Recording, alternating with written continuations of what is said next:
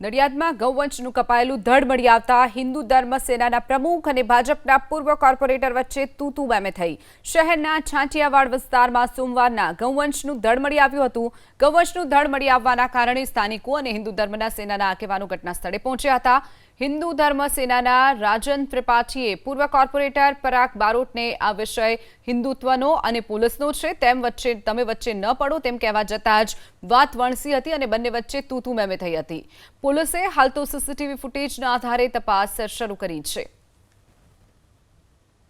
તમારામાં હિન્દુત્વ લાગણી છે કે નહીં મેમ્બર વિડિયો તારો છોકરો ને વિડિયો લઈને કઈ કૂતરું લાવ્યું પણ કઈથી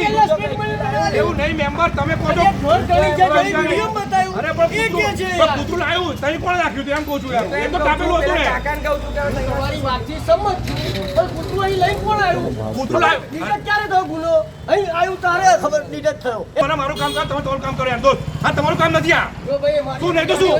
તમારી ગાડી આડી વાત કરી જોડે